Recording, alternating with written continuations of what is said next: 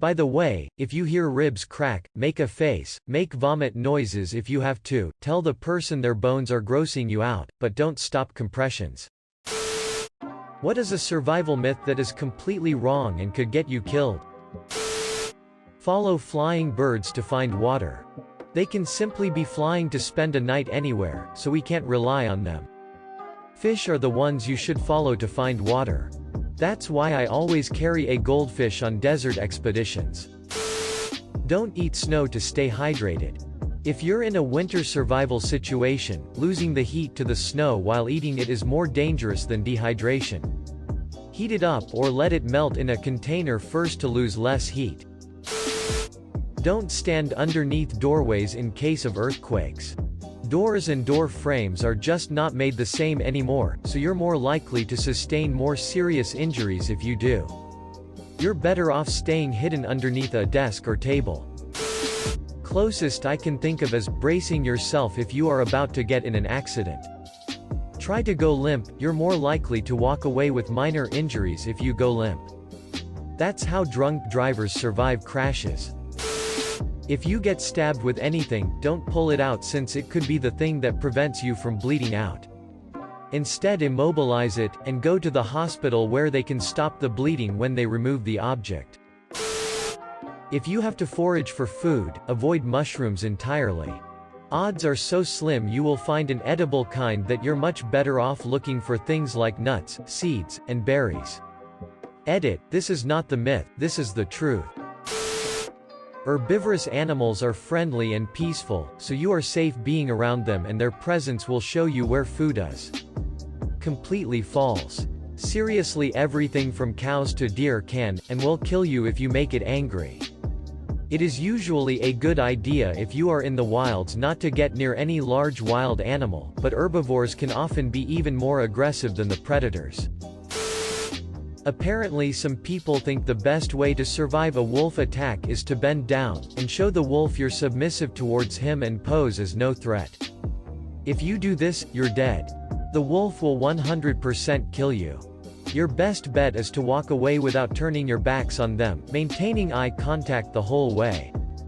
If you look away or turn your back, the wolf's killer instinct will kick in, and it'll kill you.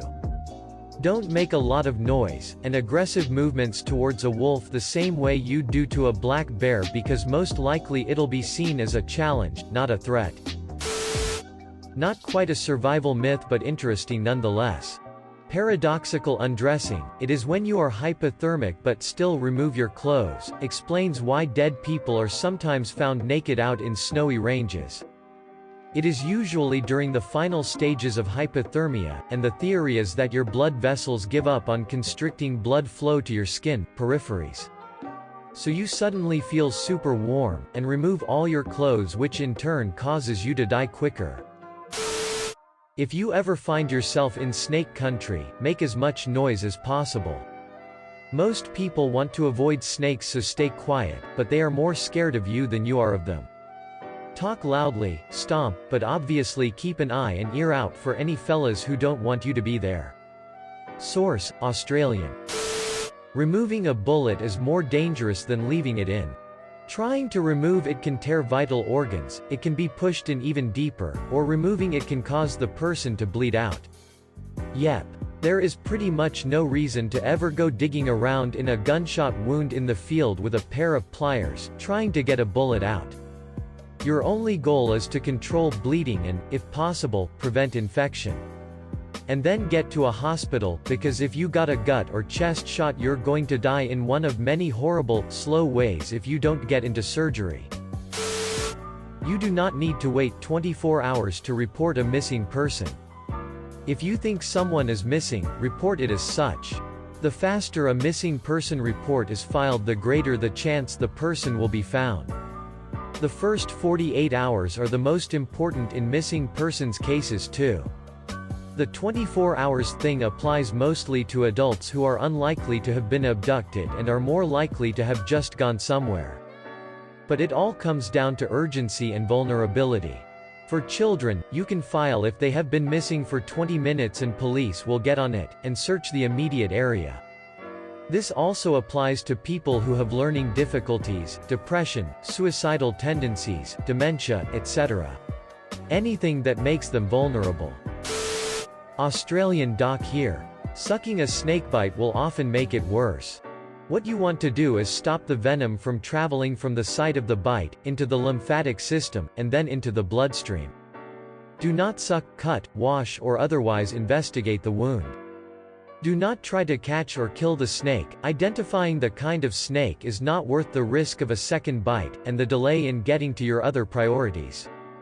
Priority 1: Get away from the snake. Priority 2: Get help. Get someone nearby to call an ambulance, or worst case scenario, call yourself. Priority 3: Stay still. Moving your muscles is what helps pump the fluid through your lymphatic system and to the lymph nodes, where it can enter the bloodstream quickest. Ideally keep the bite below your heart, but immobilization is the most important thing. Priority 4. If there is someone with you, get them to apply a pressure dressing to tightly compress the whole limb. This can greatly slow the flow of lymph, and buy you hours. The issue with a tourniquet, as opposed to full limb * compression, is that you're not actually preventing the spread of lymph up the limb. Taking the tourniquet off then becomes very risky for a sudden influx of venom into the central circulation, and has serious risks of permanent damage, and loss to the limb. Edit: I can only speak for what to do for Australian snakes. Other areas obviously have different species and perhaps correspondingly different guidelines. If you are doing outdoorsy crap in other continents, make sure you know basic first aid relevant to that specific location. Rescue breaths are wildly overrated in most movies and TV shows. You'll see someone in cardiac arrest, and the rescuer will stop giving compressions and focus on breathing into a person's mouth and blammo. Awake, alert, alive. No. Don't do that. Your body does store a fairly decent amount of oxygen in its blood at all times. If someone in front of you overdoses, and their mouth is covered with saliva, vomit, or someone collapses in front of you of a suspected cardiac arrest, your plan of action is twofold. 1. Are they breathing or do they have a pulse? This is easy to mess up, especially in a moment of panic. My rule, as an EMS provider, is that if you don't feel it in 10 seconds, it's not there. Start compressions. If they are not in cardiac arrest, they will let your ass know, and the law covers you under Good Samaritan clauses in most of these cases. 2. If you are the only person attending to this body, do not stop and give rescue breaths if help is on the way, and will be there soon. It takes about 4 to 7 decent compressions to get blood recirculating in the body after stopping to give mouth to mouth. That's a lot of blood, carrying a lot of vital oxygen reserves, that aren't making it to the brain. Obviously, if you're a long way out from help, and you feel safe to do so, give rescue breaths. But it should never be priority number 1. By the way, if you hear ribs crack, make a face, make vomit noises if you have to, tell the person their bones are grossing you out, but don't stop compressions. Because what are compressions? That's right. They are number 1. One thing you see a lot in older movies, and even today, is to conserve your water if you're in a desert, or if you lack water. Never do that. If all you do is drink enough to stop being thirsty, the water won't reach necessary organs, and parts of your body.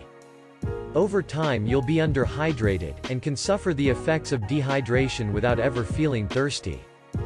The best usage of your water is to drink at a set interval even if you're not thirsty. Also, don't drink large amounts of water all at once, your body won't be used to it, and more of it is going to be wasted via urination than if you space out reasonably sized swigs throughout the day. In the same vein, if you are ever hiking, working, or going to be outside in hot and dry climates, leave the shorts and tank top at home, and instead go for thin and loose-fitting long-sleeve shirts, and loose-fitting pants. The biggest threat to your health is the sun. Avoid direct sun exposure whenever possible. Sunblock is solid enough for shorter trips, but you're going to be sweating off even the best of the stuff, so be sure to constantly reapply when directed to, or if your skin gets too wet. Loose-fitted clothing also helps slow down how fast your sweat will evaporate into the air. Normally you want to have sweat evaporate, as that is how your body will lose the excess heat, as the sweat will draw heat away from your body and cool you down when wind hits you.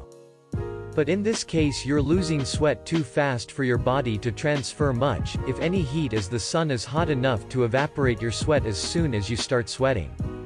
Limiting your evaporation also stops you from wasting a ton of water via constantly sweating, which is one of the biggest factors of water loss you should avoid. Like and subscribe for more funny, interesting, and scary r/ask Reddit videos.